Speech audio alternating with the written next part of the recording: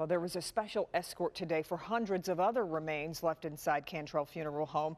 Grosse Pointe Park's Verheyden Funeral Home traveled to Flint to pick up the remains to begin the process of giving them a proper burial. The remains included more than 24 veterans.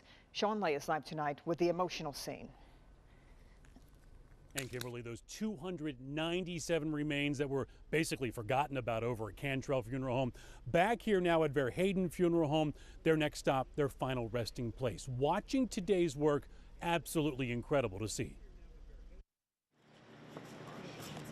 Curtis Gurley. With each name, Joseph Harden. a reminder Howard Butts. that with every box contains the remains of a person. James Richard Moss? Yes. A son, a daughter, a mother, a father, a grandmother, Nathaniel Strong. a grandfather. Where we look for Curtis? Okay, yep. 297 Detroiters forgotten inside Cantrell Funeral Home, but finally being remembered today.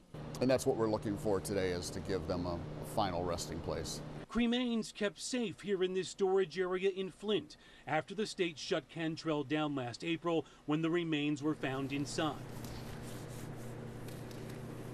Brian Joseph with Verheyden Funeral Home making it his responsibility to make sure the remains are identified and at long last given a final resting place. And then there is this table.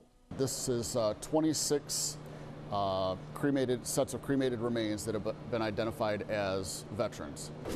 The box of each veteran carefully wiped down, wiping off years of dust collected when these were left sitting in the Cantrell Funeral Home basement. Roy Lee Hubbard. Veterans with the names Marvin Barner, Bernie Spencer, James McCoy. Veterans' remains placed with precision inside a casket to begin their final honors, finally. Now, the result of today's work, at least one result I want to show you right now. Take a look at this. Our cameras just moments ago catching up with this situation. Catching up with Brian Joseph from Verheyden Funeral Home, hand delivering the remains of Lawrence Wise, an Army veteran. Mr. Wise remains have been sitting at Cantrell Funeral Home in the basement for years when the family believed they had been buried with honors at Great Lakes National Cemetery. Tonight, that family has some answers, and Mr. Wise will be buried along with the 25 other veteran remains with honors on Veterans Day at that cemetery. Back to you. Yeah, finally getting a proper burial. All right, Sean.